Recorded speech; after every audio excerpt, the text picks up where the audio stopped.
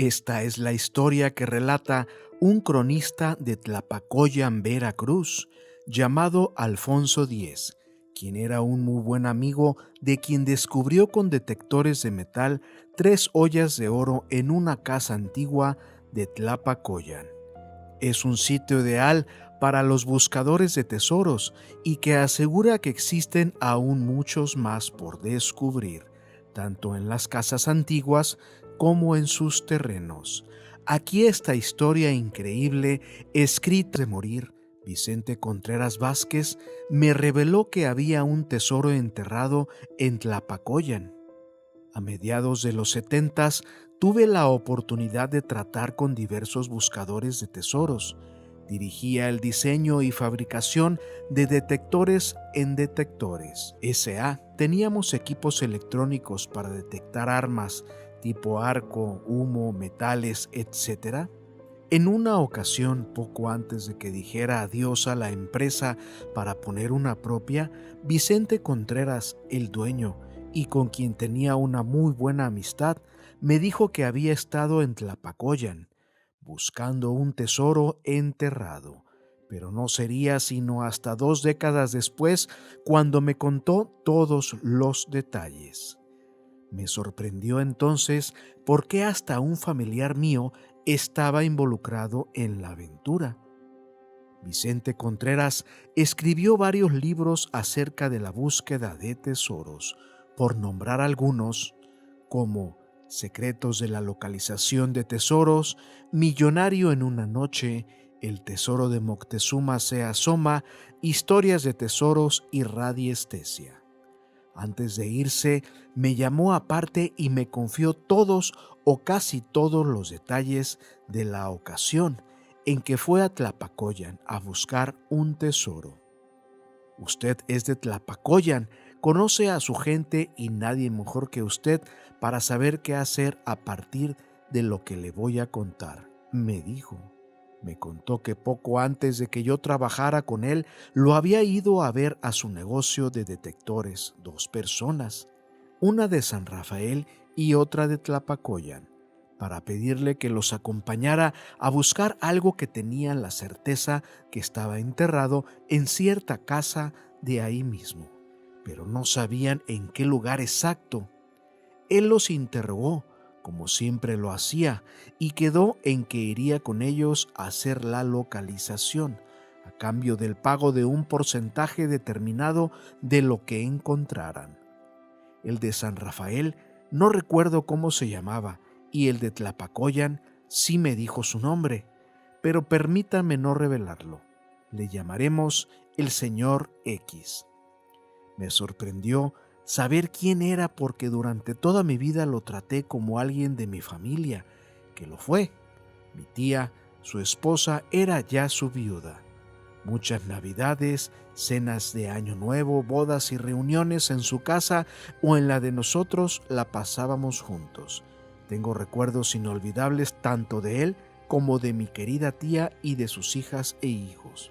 El caso es que llegó Vicente a la casa en Tlapacoyan en que se iba a hacer la búsqueda, guiado por el señor X y por la otra persona de San Rafael. En eso pasó 2 o 3 tipos de detectores por los lugares que él pensaba podía ser idóneos. Fueron a otra propiedad en las afueras de la ciudad e hizo ahí la misma operación. Yo conocía perfectamente la manera de trabajar de Vicente Contreras. Antes de hacer el trabajo de campo con los equipos que llevaba, interrogaba a profundidad a quienes lo contrataban, para primero determinar si era posible que existiera en realidad algún entierro de dinero, monedas de oro, plata o joyas, y después, si aceptaba el trabajo, ya en el lugar, ubicar cuáles eran aquellos sitios donde alguien hubiera podido esconder algo de valor. Me contó muchas de sus experiencias a lo largo de los años que trabajé con él. Todas eran diferentes, pero tenían puntos en común. A la mitad del segundo día de trabajo en Tlapacoyan, Contreras habló con sus empleadores y les dijo que quería cambiar los términos del trato con ellos, En lugar de que le dieran un porcentaje de lo que encontraran, les iba a pedir determinada cantidad de dinero. Ellos le preguntaron si esto lo hacía porque veía difícil que hubiera algo enterrado, y él les respondió que al contrario, veía muchas posibilidades que tuvieran éxito. Pero ellos estaban armados y no quería correr el riesgo de que lo mataran para no darle su parte, que podía ser una gran cantidad de dinero, de acuerdo con su experiencia. Ellos aceptaron, le pagaron 3 días, contando con que habría un día más de trabajo. Vicente depositó el dinero en el banco y continuaron con la búsqueda.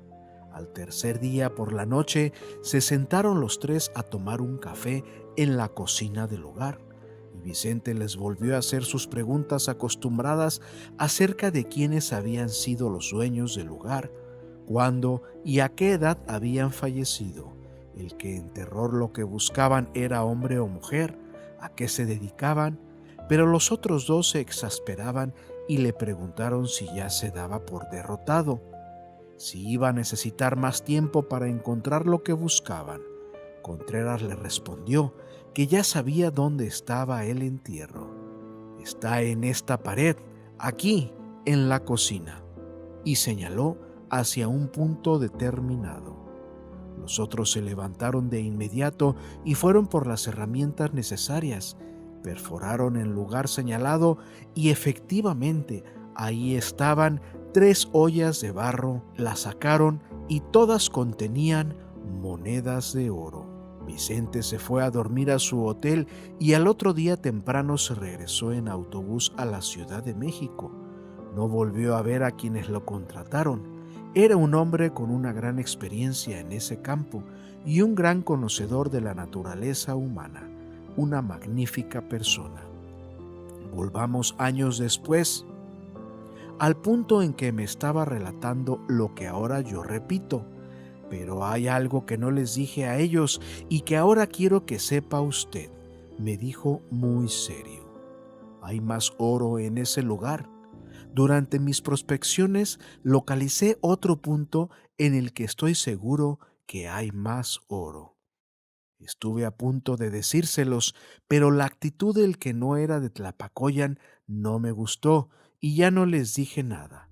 Obviamente, yo no podría regresar jamás a ese lugar, porque iban a sospechar y me podían hacer algo. Nada más piense usted cómo entro.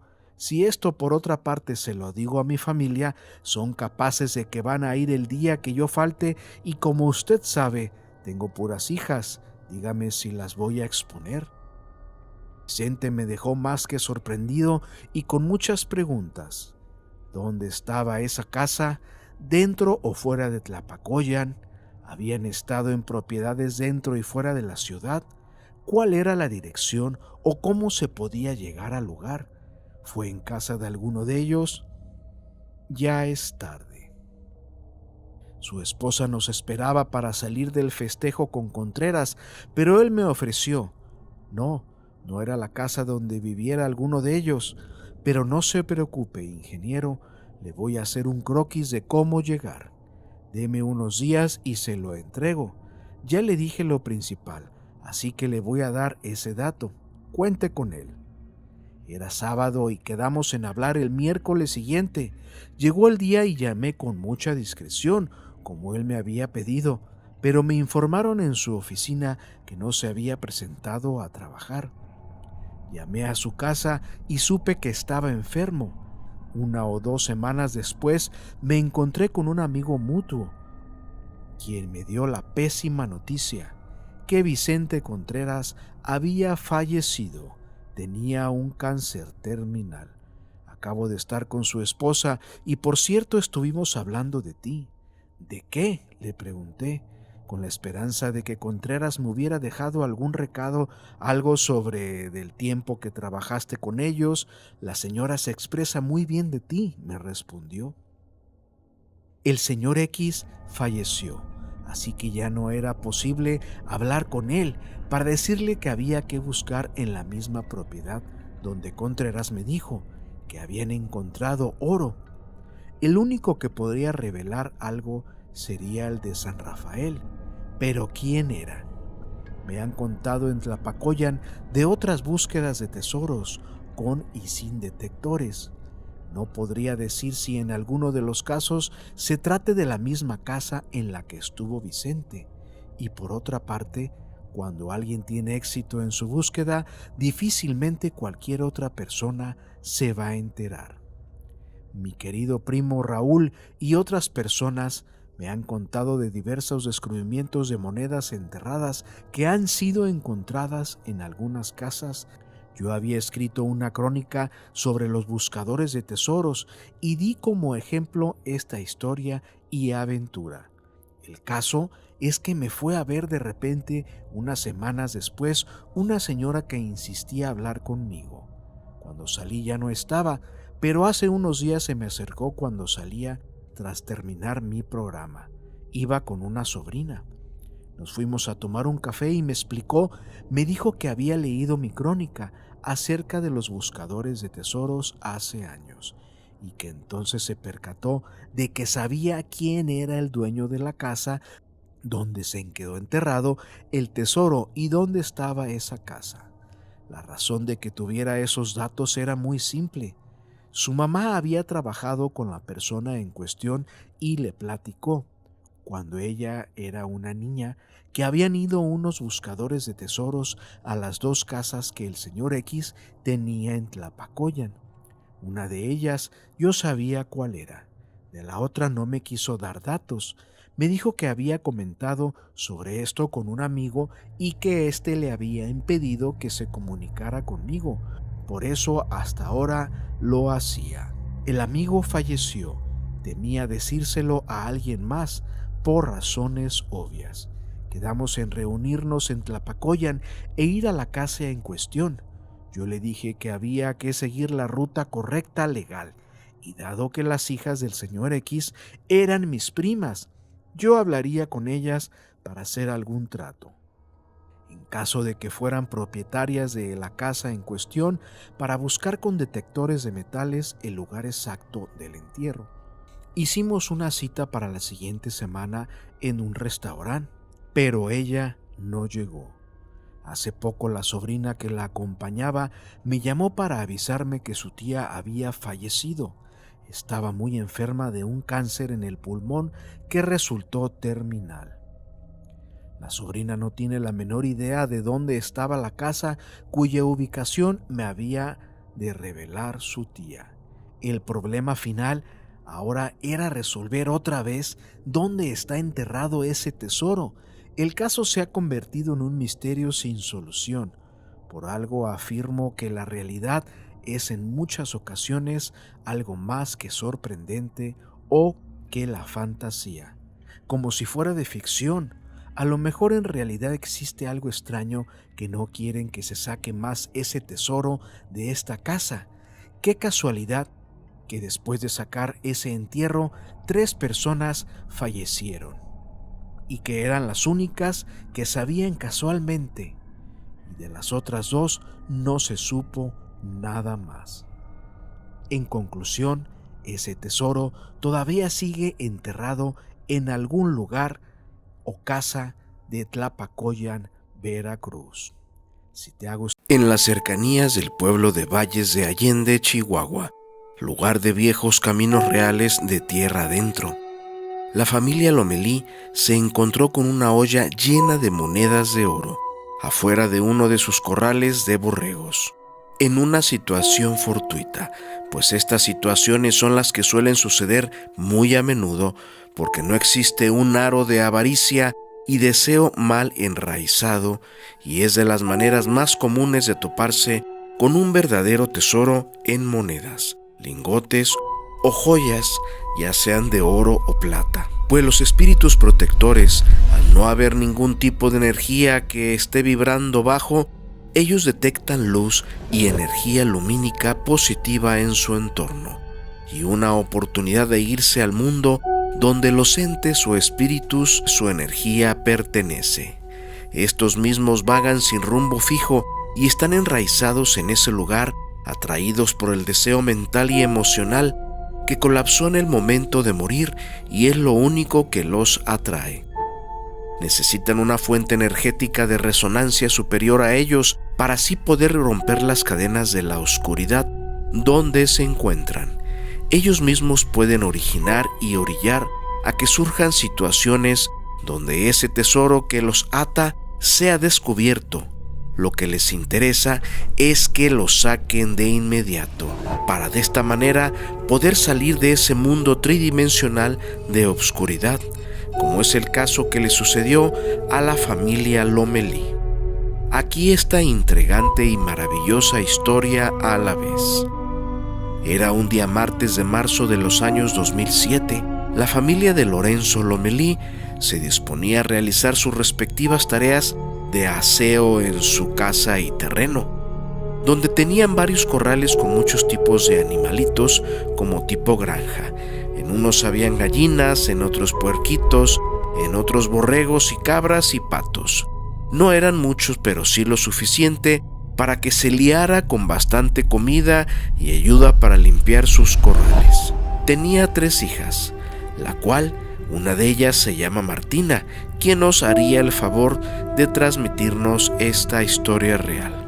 Es la más grande y la que más aportaba a la limpieza de los borregos, pues a ella le encantaban estos animalitos por su ternura al verlos con sus tradicionales pelajes. Su padre tenía 25 borregos y los tenía para vender su pelo, pues es muy bien vendido en zonas de mucho frío, pero había una hembra que acababa de parir sus borreguitos. Eran 3 en total. Ya tenían una semana de nacidos, pero Martina se daba cuenta que uno de esos borreguitos no engordaba como los demás y empezaba a comportarse extraño. Ya no se arrimaba con la borrega e incluso sus hermanos borregos lo aventaban y no querían que comiera de la madre. Por lo cual, al ver esto, Martina y su padre deciden darle ellos mismos la leche de la misma borrega, pero en un tipo de biberón especial. Así pasó otra semana, pero un día solo amaneció muerto ese pequeño borreguito. Todos se despertaron porque la madre berreaba como nunca. A todos se les hizo extraño, pues este sonido peculiar de los borregos no es muy común, solo cuando están asustados, tienen hambre o le llaman a sus hijos. Ese día comenta Martina, con 26 años, que vio a la borrega cómo berreaba tan fuerte y quería levantar a su pequeño hijo, que ya estaba frío e inerte. Se aferraba a él. No sabía qué estaba pasando, pero su instinto de madre le incitaba a no querer despegarse de ese cuerpo inmóvil. No sabíamos por qué se había muerto, comenta Martina. Hicimos todo lo posible para sacarlo adelante, pero la madre naturaleza es sabia. Sus 2 hermanos estaban sanos y muy fuertes. Aquí actúa la ley del más débil, debe de dejarle la vida a los más fuertes. Para nosotros que nos dedicamos a criar estos animalitos, siempre lo veremos con profunda tristeza, pues convivimos todos los días con ellos y se llega a desarrollar un vínculo tan fuerte y hermoso con todos estos mismos seres que hasta pareciera que solo les falta hablar nuestro idioma. Ya te conocen, hasta sienten cuando estás triste, deprimido o enojado. Mi padre, siempre que muere un animal, no lo tira a la basura, pues se le hace falta de respeto a él, a su negocio y a su granja. Los animales tienen su esencia y se les debe de dar respeto, por lo que siempre los entierra ahí mismo en la granja. Pero esa borrega, al querer quitarle su hijo inerte, nos empujaba y embestía como toro. Recordemos que es su naturaleza dar topes con su testuz. Con mucho trabajo mi padre amarró a la borrega y yo quité a ese borreguito de ahí. Pero la madre estaba como loca. Nunca había visto algo así en mis 26 años. En ese momento me grita mi padre: «Nada más sácalo del corral, ponlo justo donde ella lo vea». Y eso mismo hice. Lo saqué del corral y lo coloqué fuera de pero que la madre todavía podía hasta olerlo y verlo desde fuera de su corral. Se empecinaba a rascar la tierra y querer brincarse de ese corral como fuera necesario. En ese momento mi padre me dice: lo enterraré aquí, afuera del corral. Entre berrendos, ahora de todos los borregos, como si se pusieran de acuerdo ante la alarma de la madre, a todos berrear al mismo tiempo, como si ella les comunicara que su hijo había muerto. Mi padre toma una pala y comienza a escarbar justo pegado del corral donde su madre todavía alcanzaba su olor. Pero santo susto se llevó mi padre cuando la pala de un certero golpe rompió lo que fuera una olla como de cerámica y estaba llena de puras monedas de oro. Aquello era el escenario más increíble que pude imaginar.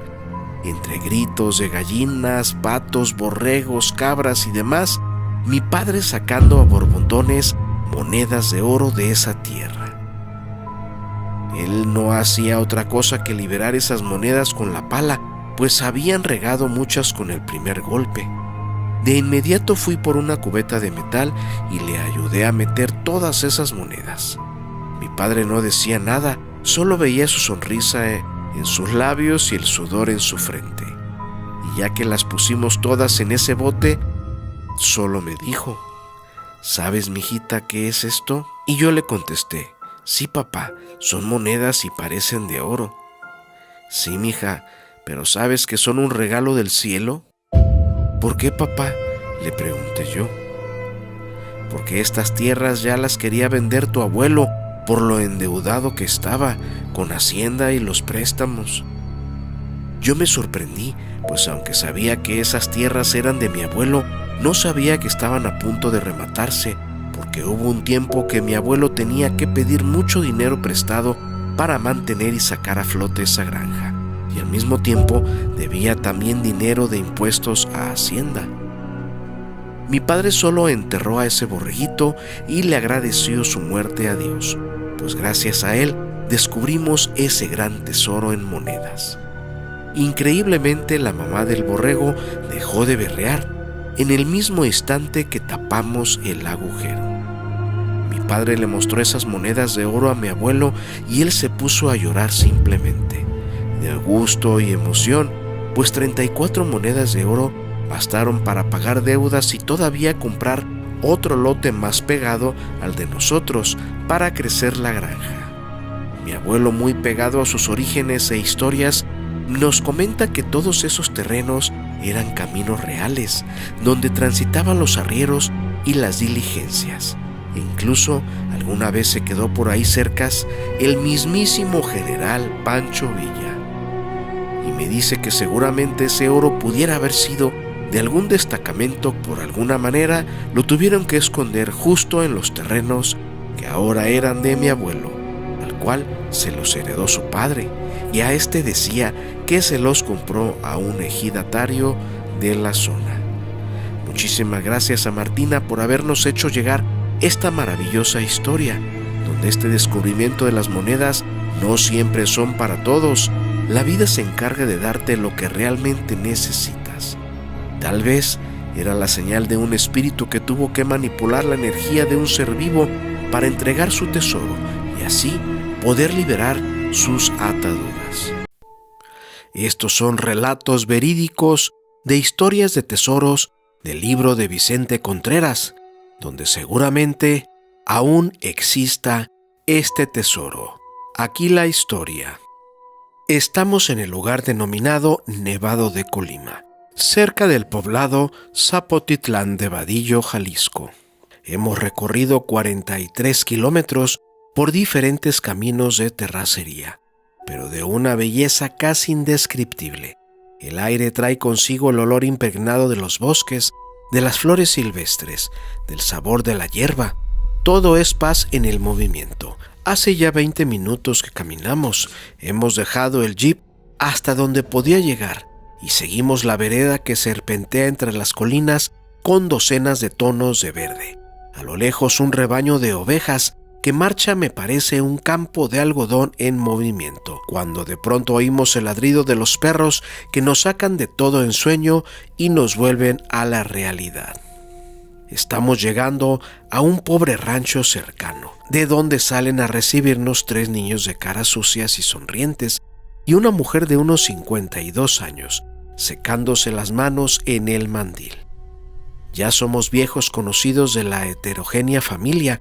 Con esta es la cuarta vez que visitamos la humilde vivienda para conversar con la única persona que no salió a recibirnos, doña Marcela Nava del Río, una ancianita de 85 años, madre de la buena mujer que nos recibió y abuela de los niños, hijos a su vez de su hijo menor, que primero perdió a su esposa y luego él falleció hace 7 años, quedando por lo tanto los pequeños huérfanos con su abuela y su tía. Nuestros viajes anteriores han sido con el propósito de ganarnos la confianza de doña Marcelita, pero el día de hoy, aparte de traerle medicinas y algunos regalos, es el de rematar la misionera tarea de que nos indique dónde está el lugar exacto en que su difunto esposo encontró un gran tesoro. Después de hablar durante largo rato de temas sin trascendencia, reproduzco la parte central de nuestra conversación y le pregunto: ¿y cómo le contó su hijo que fue el hallazgo, doña Marcelina? Ella contesta: se nos había perdido una mula y mi Paquito, que en paz descanse, salió a buscarla. Encontró el rastro y después de seguirla, se halló que el animal estaba muy inquieto y que rebuznaba de una manera muy rara. Al acercarse notó que tenía como una pata rota y que la herida presentaba muy mal aspecto.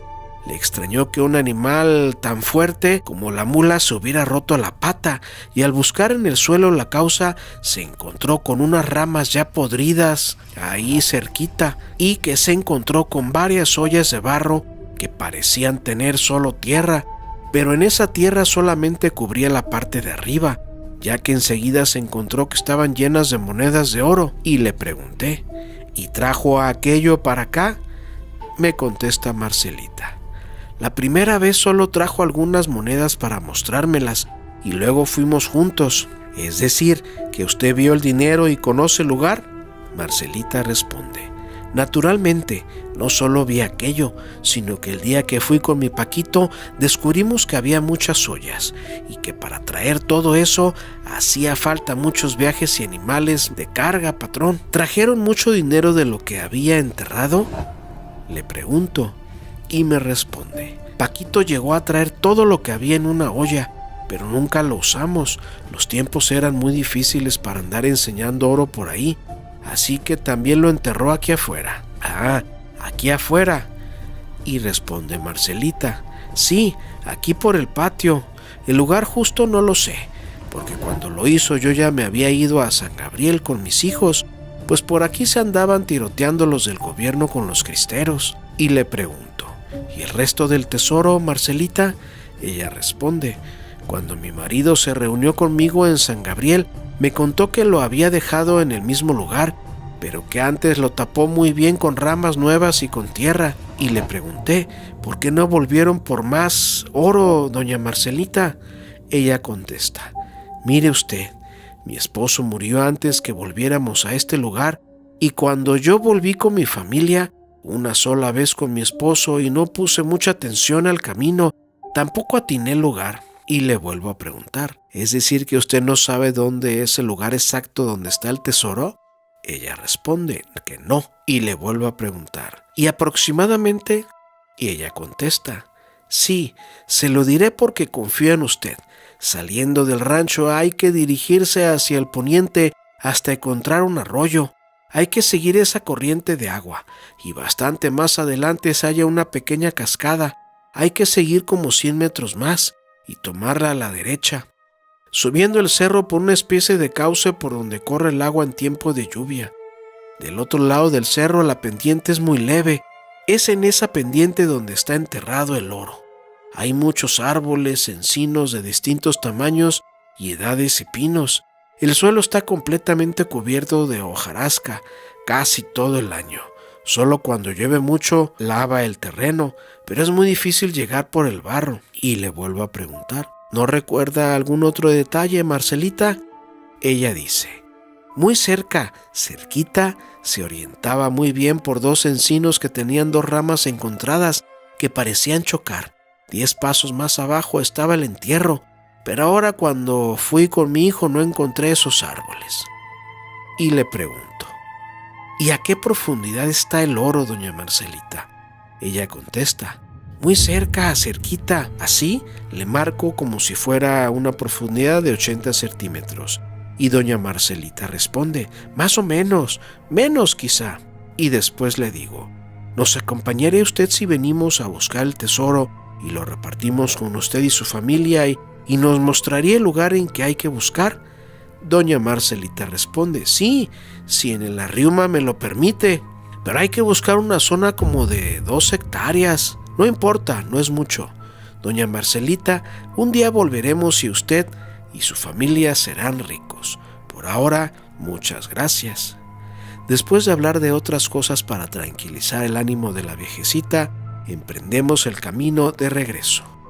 Las sombras de la incipiente noche empiezan a caer sobre las bases de los árboles, mientras la punta de las copas todavía brillan en los últimos rayos del sol, en su estrecho mundo y en el horizonte maravilloso que tras las montañas brilla como arcoíris luminoso, ofreciéndonos una mañana lleno de riqueza para todos los que un día supieron que este tesoro, del cual con tanto deleite hemos oído hablar a doña Marcelita.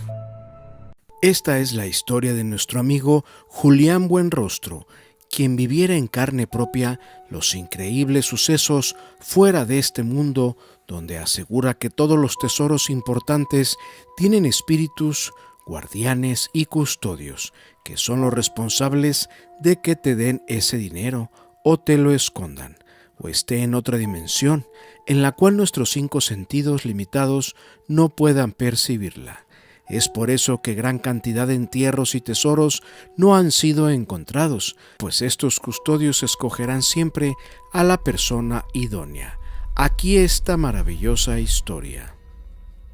Nos invitaron a explorar una finca antigua del pueblo de Tizapán, el Alto Jalisco, en la que asustaban mucho. La casa tenía un corral grande y unas bodegas al fondo en las que almacenaban maíz, frijol, garbanzo y pastura para el ganado, y solamente una cerca alta de alambre de púa separaba las bodegas del corral para que las vacas no entraran. Aconteció que mientras yo exploraba el interior de la casa, uno de los compañeros, mi amigo Juan, por ser tan aventado y conquistador de las muchachas más guapas, estaba parado en el corral viendo hacia la calle al pie de la barda, cuando de repente alcanzó a mirar de reojo a alguien que estaba atrás de él. Rápidamente volteó y vio a una linda joven de aproximadamente 18 años, alta, blanca, ojos azules, con pelo suelto, largo, un poco más debajo de la cintura, y al mirarse uno al otro, ella le sonrió. Él pensó que era la hija del dueño de la casa o alguien que estaba visitando por ahí o trabajaba. Y alejándose ella, caminó hacia las bodegas a una distancia como de 20 metros y le volvió a sonreír, haciéndole con su mano una señal como llamándolo antes de meterse en una de las bodegas.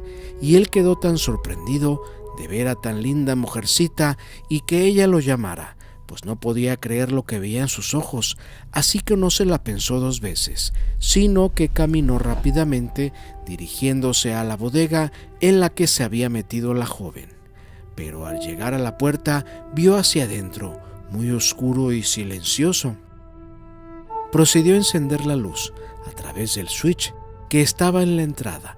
Una vez encendida, entró, miró a su alrededor y no vio a nadie, menos a la joven, a quien esperaba ver, y mientras caminaba sobre los montones de mazorca y maíz, se cerró fuerte la puerta sin haber corriente de viento, como si alguien enojado la hubiera aventado, y enseguida se apagó la luz y sintió como si lo hubieran metido a un congelador. Al experimentar eso, corrió hacia afuera, pero antes de llegar a la puerta, sintió que unas manos muy heladas lo agarraron de los pies y se cayó junto a la puerta, sintiendo todo su cuerpo tembloroso, sin fuerzas, su boca reseca, amarga y gritando de miedo. Se levantó, abrió la puerta y corrió tan fuerte como pudo, y al llegar a la cerca de alambre, Se aventó de cabeza tratando de pasar al otro lado, pero quedó atrapado entre los alambres y su camisa y pantalón que andaba estrenando quedaron rasgados, dejando pedazos como banderitas pegados en las púas del alambre, y su cuerpo rasguñado y algo sangrado por las púas. Cuando oímos los gritos que daba de asustado, corrimos hacia afuera del corral para ver qué estaba sucediendo, y al ver a mi amigo Juan atravesado y atorado entre los alambres de la cerca, no teníamos la menor idea de qué le había acontecido, hasta que después de desatorarlo y tranquilizarse, nos contó su amarga experiencia. En ese momento nos hizo regresar a Guadalajara, pues de lo sucedido nosotros como detectoristas de tesoros no queremos entender del mundo paranormal y sobrenatural, en la cual están inmersos todos los verdaderos tesoros, pues estábamos acostumbrados a solamente buscar puras monedas. Pero cuando me hablaron de esta finca vieja y de adobe, pensé que sería un lugar excelente a prospectar, pues en ese tipo de casas es donde hemos encontrado monedas españolas y mexicanas de plata y oro. Nunca habíamos vivido esta experiencia tan traumante, sobre todo a mi amigo, pero a la vez muy bien recompensada. Al día siguiente Juan le habló a un amigo vidente de Guadalajara y le platicó lo sucedido, el cual pudo canalizar que esa mujer joven y hermosa era una viejecita que había muerto de tristeza en esa casa de adobe, pero antes de morir enterró una olla de barro de esas de frijoles, llena de monedas de oro, antiguas, pues eran los ahorros de toda la vida de ella y su esposo, que murió de una congestión alcohólica, según el vidente. Era familia de clase media, pero muy ahorrativa, que juntó todo su dinero en monedas de oro y nunca lo pudieron gastar. El amigo vidente le comentó que teníamos que regresar a la casa de adobe y terminar lo que se abrió, pues ella quiso dejarse ver a mi amigo Juan, pero a este le invadió el miedo y el pánico, y dio oportunidad a que entraran otros espíritus, seguramente, y que en el momento que la volviera a ver, pero ahora ya como viejita, exactamente como murió, ahí encontraremos una olla de monedas de oro. La verdad, nadie le creíamos a ese vidente, pues nunca pensamos que existiera todo un tesoro, ni la dueña de la finca, pero nos comenta que siempre pasaba algo, que a los animales los asustaban y a todos los trabajadores también. Es por eso que nos habló a nosotros sin que ella supiera que existiera algo así de grande, donde al parecer allí en esa bodega estaba enterrado el tesoro, y el espíritu tal vez quería que mi amigo Juan lo sacara. La verdad, nosotros no estábamos preparados para tan ardua tarea, pues solo detectábamos monedas por diversión y nunca pensamos en encontrar un verdadero tesoro, pues sabíamos que eso era imposible. A la semana siguiente, y con los consejos del vidente, regresamos a esa finca. Solo teníamos un detector Minelab Equinox. Juan se dirige temblando a esa bodega con el detector y yo me esperé afuera, según las indicaciones del vidente. Juan estaba temblando de miedo, pues ya sabía que esa hermosa mujer, si la volvería a ver, estaría presente, pero ahora como viejecita de 90 años. No pasaron 20 minutos cuando sale despavorido nuevamente de esa bodega gritando de que una ancianita le dijo con la mano nuevamente dónde estaba su tesoro. Pero fue hasta que lo calmé, respiró y tomó agua, y nos adentramos a esa bodega, y nos paramos justo donde la ancianita indicó. Le dije a Juan que empezara a escarbar, pero vaya sorpresa, que era un piso de madera. No tuve necesidad de pasar el detector, donde quitamos esa gran duela de madera, y ahí, justo debajo, estaba una olla como de 2 litros de frijoles, llena de monedas de 1 peso, pero de puro oro, de los años de 1900. Mi amigo Juan estaba que no se la creía, primero porque nunca había creído en fantasmas y cosas de esas, hasta que lo vivió en carne propia. En segunda, porque no teníamos la mentalidad nunca de ir en busca de tesoros, sino solamente de monedas. Ese tesoro se repartió exactamente en 3 partes iguales, entre mi amigo Juan, la señora de esa gran finca de adobe y su servidor. Pero a mi amigo Juan, que fue en el año del 2002, no se ha podido recuperar del susto y la impresión, pues ahora es tartamudo, distraído y paranoico, y a sus casi 60 años no ha podido formar una familia estable, pues mujer que se le acerca, mujer que le baja el dinero solamente. Desde ese día ya no volvimos a salir a detectar por su miedo crónico. Pero nos quedamos con la satisfacción de que esa viejecita nos revelara sus tesoros de toda la vida. ¿Por qué sucedió eso? Hasta la fecha no lo sabemos. Pero según el vidente, mi amigo Juan era una reencarnación de un familiar de esa viejecita. Es por eso que se lo dieron a él. Los caminos viejos tienen memoria y secretos. Cuando el polvo del tiempo se levanta, las huellas de los que escondieron lo que más valoraban regresan a la luz. En el corazón de Querétaro, mientras las máquinas abrían paso a una carretera moderna, el pasado decidió emerger. Un hallazgo inesperado, 3 ollas selladas, rebosantes de monedas antiguas, obligó a detener los trabajos. No había señales ni marcas, solo tierra, resguardando silenciosamente un secreto que llevaba más de un siglo bajo sus raíces. ¿De quién era ese tesoro? ¿Por qué fue enterrado tan lejos de cualquier hacienda? ¿Y por qué nadie jamás volvería por él? Lo que parecía una simple casualidad escondía décadas de silencio, una historia enterrada por el miedo, por la guerra y por la codicia. Esta es la historia real de 4 hombres humildes, trabajadores de una constructora local, que un día cavaron más hondo y encontraron mucho más que oro. Encontraron propósito, historia y una nueva vida. Aquí esta gran historia real. Rafael Beltrán, 52 años, maestro de obra, serio, responsable, con conocimiento de la historia local gracias a su abuelo. Ernesto Gómez, 36 años, operador de maquinaria pesada, curioso, fanático de las leyendas del Camino Real. Iván Mendoza, 29 años, ayudante de obra, bromista pero con buen corazón. Don Lino, 74 años, anciano del pueblo, abuelo de Rafael, conocedor de historias antiguas del Camino Real. Este Camino Real de tierra adentro era una arteria colonial que conectaba el norte con el centro de la Nueva España. Durante siglos, por ahí pasarían comerciantes, virreyes, soldados y familias adineradas huyendo de las revueltas. Muchos fallecieron en el intento, otros escondieron su riqueza antes de ser emboscados. Rafael lo sabía, su abuelo se lo había dicho. El camino es una tumba sin cruces y en su tierra aún hay secretos que no quieren ser encontrados.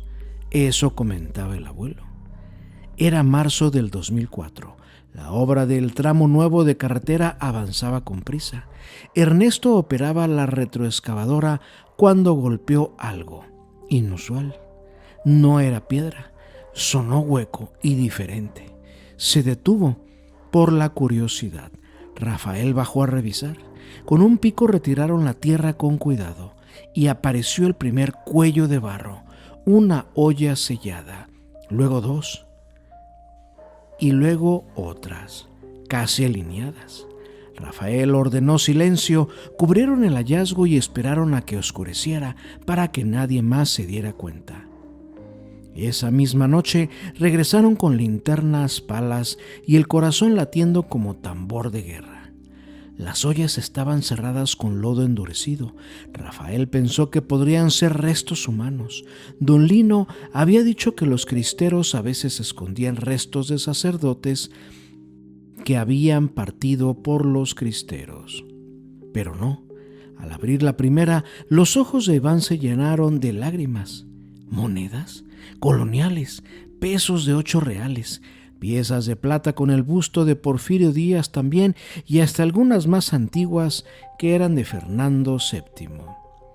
Brillaban, aunque llevaban más de 100 años bajo tierra. A lo mejor eran de algún coleccionista.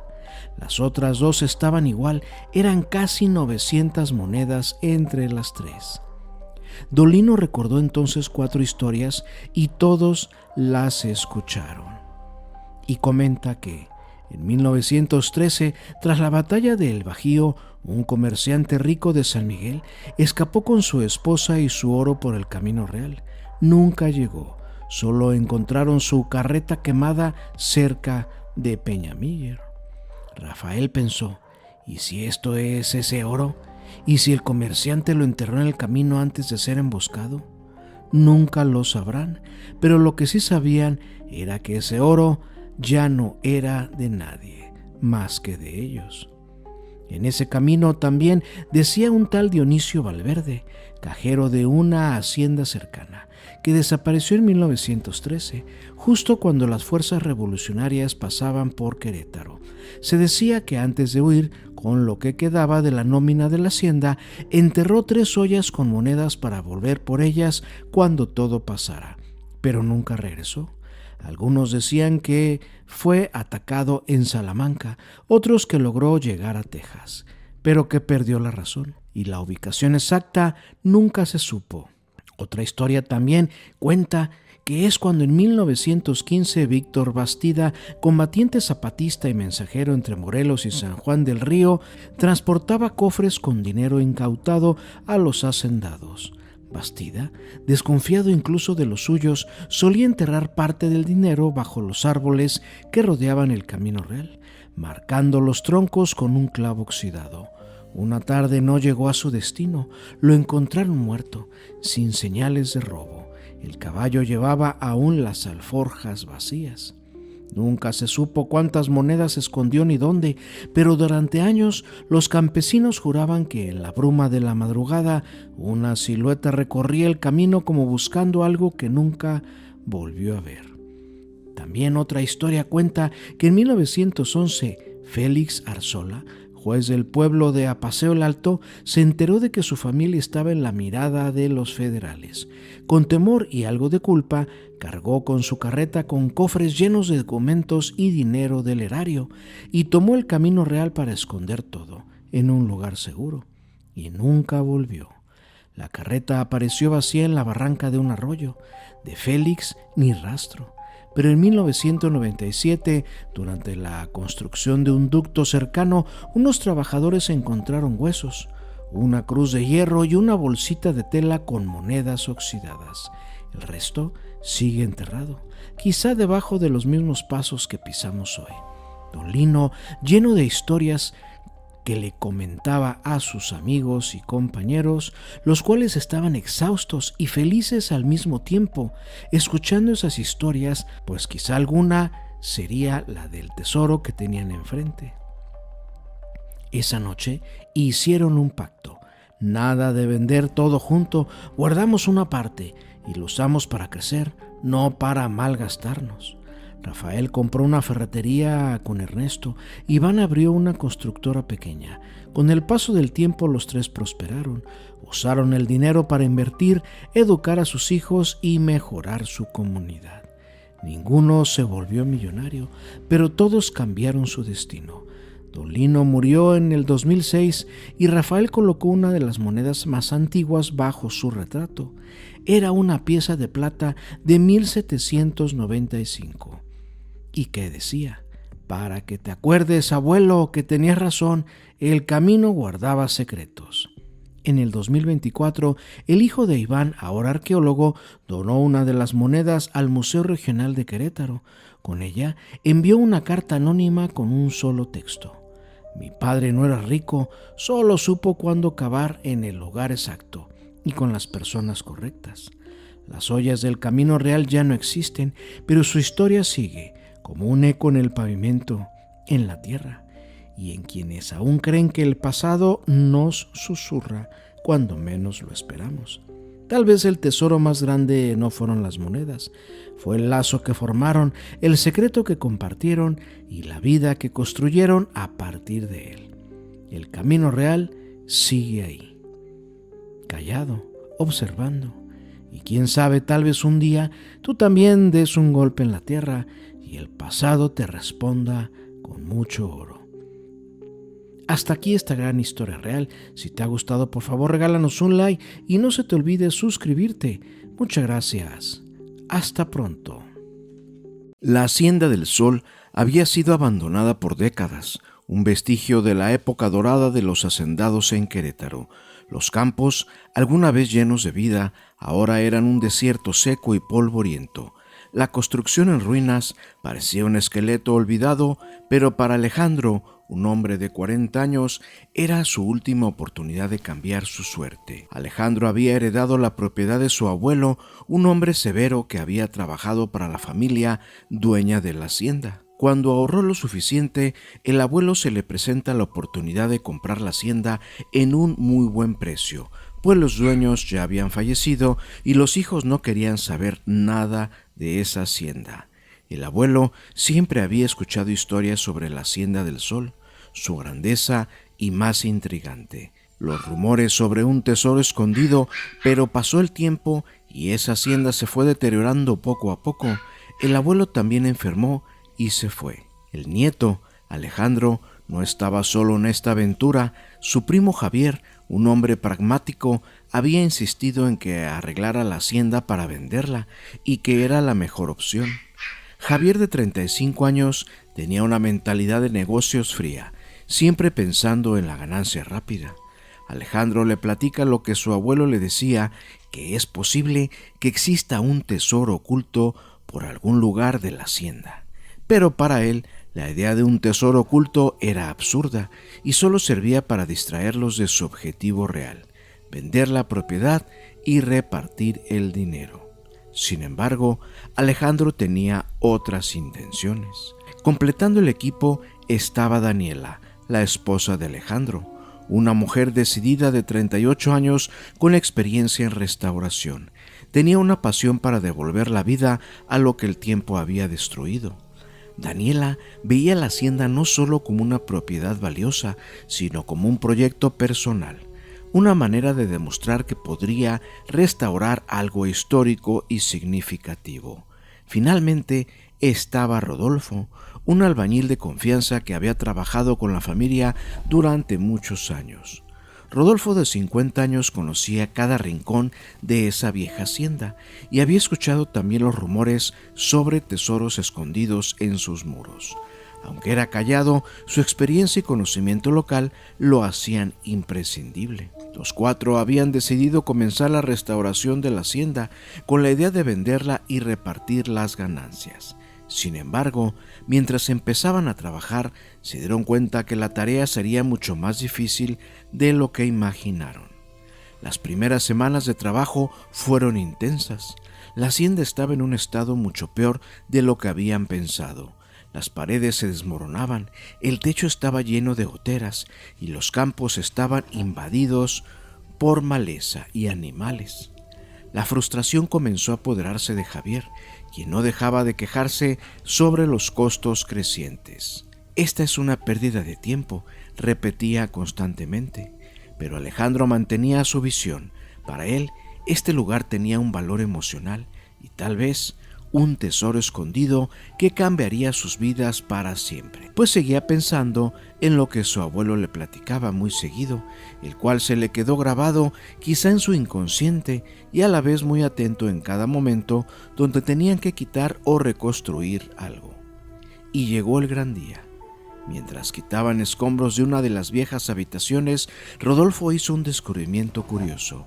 Al picar una pared, notó que el sonido era diferente en una sección. Parecía hueca. Alejandro, emocionado, se acercó rápidamente.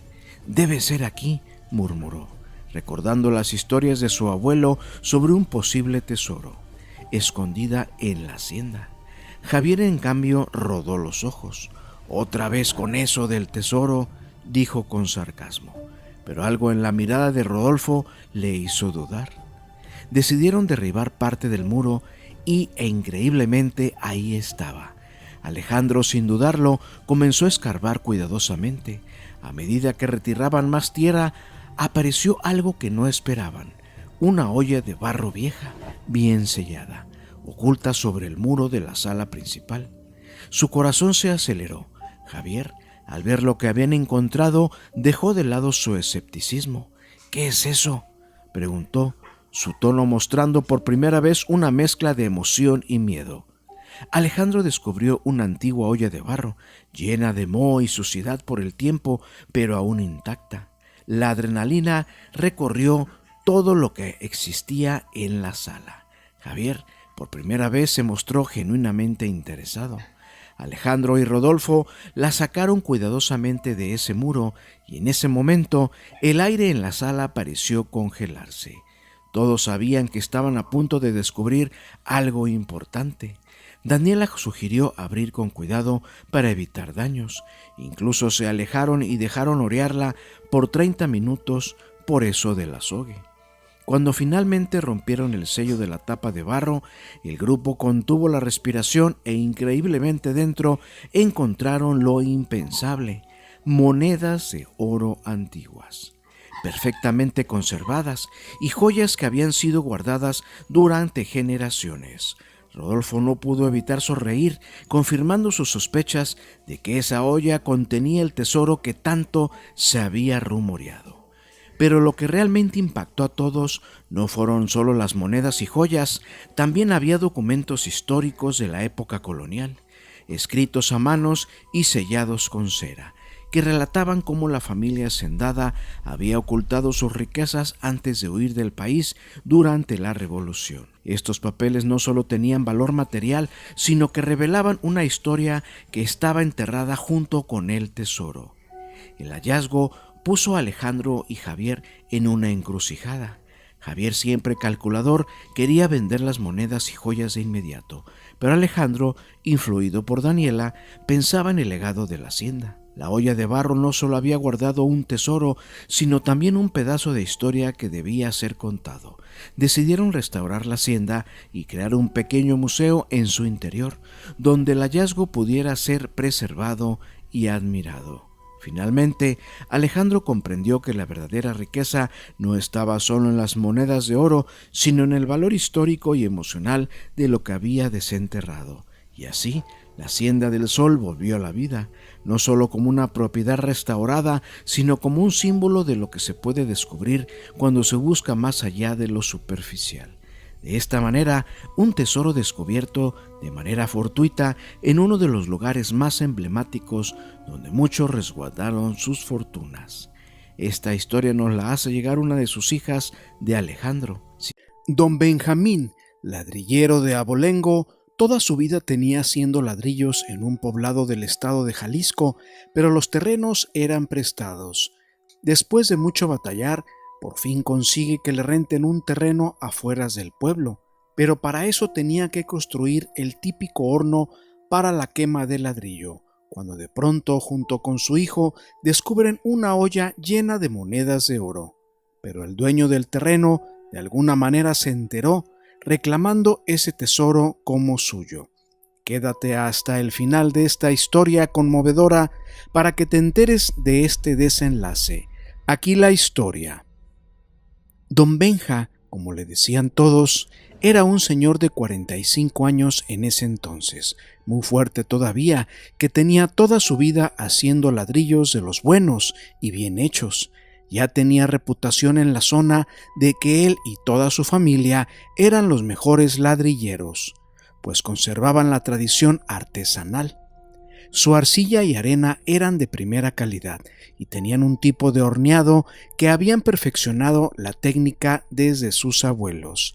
Ahí es donde está la magia para tener como resultado final el clásico ladrillo color rojo y muy resistente. Todo se resumía en la técnica de la cocción, pues la regulación de la temperatura es lo más importante. Claro, no menospreciando la combinación exacta de sus materiales orgánicos también. Don Benja tenía 5 hijos, todos chicos y en la escuela. El más grande tenía 11 años y todos le decían Tito, y ya le ayudaba forjando ladrillos, pues su padre quería que aprendiera su oficio. Desde chico, Benjamín trabajó en ese terreno que le prestaban a su padre, pues los dueños eran de una constructora y cuando necesitaban ladrillo, pues nomás les avisaban para hacérselos. Eso era cada 2 años aproximadamente, así es que no era pesado para ellos, pero un día solamente le pidieron ese terreno porque construirían una gran plaza comercial. La familia de Don Benja se vino para abajo, pues no sabían a dónde ir y no tenían muchos ahorros para rentar o conseguir otro terreno, pues este debería de estar de preferencia afueras del pueblo, pues a la hora de coser el ladrillo, este causaba mucha humareda y la gente ya se empezaba a quejar. Incluso 2 veces lo multaron, porque cada vez crecía más la población y las casas estaban más cerca de las afueras. Don Benja ya había construido poco a poco una casita de 3 cuartos en una nueva colonia de este pueblo, que estaba cerca del terreno. También por eso les dolió más, porque a lo mejor tenían que dejar esa casa también. Pasaron como 4 meses y no conseguían dónde trabajar, cuando uno de los dueños del terreno le comenta a Benja que tiene un amigo con un terreno grande, pero estaba del otro lado del pueblo, muy pegado a Zapotlanejo, y estaba en un buen lugar porque era a casi orillas de la carretera. Don Benja le tomó la palabra, fue a hablar con el dueño, hicieron trato y le rentó casi 400 metros cuadrados, suficientes para comenzar a trabajar. Pero con mucha tristeza tuvieron que vender esa pequeña casita de 3 habitaciones y todavía en obra negra, pues eso sería para comenzar de nuevo y pagar 2 meses de renta del terreno. Más aparte, se tendrían que construir un nuevo horno de cocción y pagar camiones de carga para trasladar toda la materia prima que ya tenían y ladrillo también hechos. Era mucho trabajo, pues tenían 3,000 ladrillos que quedaron de venir por ellos y nunca llegaron. Le quedaron mal a don Benjamín, aunque él pedía el 40% de adelanto.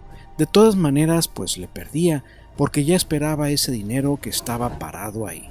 Después de organizar su vida y rentar una pequeña casita cerca, comienza a limpiar el terreno para comenzar a trabajar lo antes posible.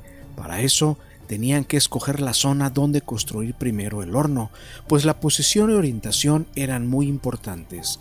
Después de seleccionar un buen lugar, casi toda la familia se ponen a construir ese horno, pero don Benja y su hijo se ponen a hacer un pequeño pozo como de 1 metro para ahí empezar a levantar y colocar el nuevo horno. Ya llevaban un buen tramo de ancho cuando de pronto don Benja le pega a una pequeña olla de barro. Pensó al principio que eran piezas rotas de alguna civilización antigua, pues ya había encontrado algo parecido, nada sin importancia. Seguido sacaba piezas así de barro, pero conforme iba sacando más esa tierra, se dio cuenta que era una olla pero completa. La pudo sacar y la colocó a un lado de toda la tierra. En ese momento, don Benjamín no pensaba en nada, ni siquiera se le vino a la mente de lo que podría ser un tesoro. Cuando su hijo se le acerca por la curiosidad de ver esa olla vieja y cómo estaba llena de tierra hasta el copete, la vació tal vez por jugar o curiosidad, para ver qué tenía dentro esa olla, mientras su padre seguía escarbando, cuando de pronto nomás se vio caer y escuchar entreveradas con esa tierra muchas monedas de oro. Su padre voltea y no podía creer lo que veía. Su hijo no sabía lo que era. Él dijo que era dinero, pues es lo único que conocía. Cuando su padre le dice, no hijo, es más que dinero, son monedas de oro. Su hijo todavía le pregunta, ¿y qué es el oro, papá? Don Benja con la emoción junta todas las monedas, las vacía en esa olla y se va con su padre a darle la noticia que estaba del otro lado del terreno. Y es cuando el destino, la casualidad o el karma se hace presente. En ese momento va llegando el dueño del terreno y vio cómo don Benja y su hijo venían apresurados caminando hacia donde estaba su padre. Ahí se encontraron con el dueño, el cual le pregunta: ¿y esa olla, don Benja? Ya estaba a punto de decir una mentira piadosa cuando de pronto se le adelanta a su hijo y le dice: son monedas de oro, yo las encontré, estaban en esa olla. Don Benjamín no tuvo más remedio que decir la verdad, diciéndole: mire, nos encontramos esto. Para eso ya estaba el padre de don Benja ahí también, confundido con lo que estaba pasando. El dueño metió la mano a esa olla y vio cómo su puño se llenaba de monedas de puro oro. Nomás los ojos se le pusieron cuadrados, donde Benjamín intuía lo que vendría después. A ver, don Benja, ¿eso encontró ahí? Sí, señor, estaba enterrado cuando hacíamos el pozo para el horno. Y el dueño comenta: don Benja, pero todas estas monedas van a ser mías porque el terreno es mío, me pertenecen a mí, como usted sabrá.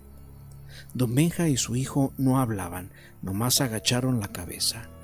Su hijo otra vez dice: mi papá sacó la olla, pero él no sabía que había ahí adentro, hasta que yo la tiré toda a la tierra. Aquella voz de niño todavía y su inocencia en los ojos tal vez hicieron que el corazón del dueño se ablandara un poco. El niño apenas vestía unas sandalias y un pantalón roto y estaba lleno de tierra. El dueño traía una camioneta del año y venía perfumado. Una escena que a cualquiera se le rompe la garganta. Solo Dios sabe qué le pasó en la mente de ese señor. Fueron 2 minutos sepulcrales, donde nadie hablaba, solo se miraban todos. Nuevamente Tito rompe el silencio diciendo: mi papá me da 3 monedas de domingo, pero estas están más bonitas. ¿No puedo quedar también con 3? En ese momento el dueño vació todas las monedas al suelo y entre ese montón de tierra aún pegadas las monedas apartó 2 puños y se los dio a Tito. Ese día fue el más feliz de su vida. Ese niño de 11 años no sabía el valor de esas monedas, pero 2 puños eran el premio mayor. Don Benja solo le dijo: gracias, señor. El dueño tomó las demás monedas y se las guardó en su saco, dejando esa olla vieja ahí a un lado, y como si nada le dice a lo que venía a hablar con don Benja, que era el problema del agua que ya mañana le vendrían a conectar, y simplemente se fue de ahí. Esto sucedió en el año de 1985. Ese niño Tito es quien nos manda esta fabulosa historia y nos resume que ese día todos se pusieron muy felices. Su padre don Benja, que ya falleció, contó 12 monedas de oro que le dejó ese señor, suficientes para construir una casita, y después compraron un terreno para seguir trabajando sus ladrillos. Tito pudo estudiar y graduarse de licenciado en administración de empresas, y la familia prácticamente dejó de hacer ladrillos, pues hoy en día ya existen muchas prohibiciones para hacerlo de manera artesanal, por el cuidado del medio ambiente.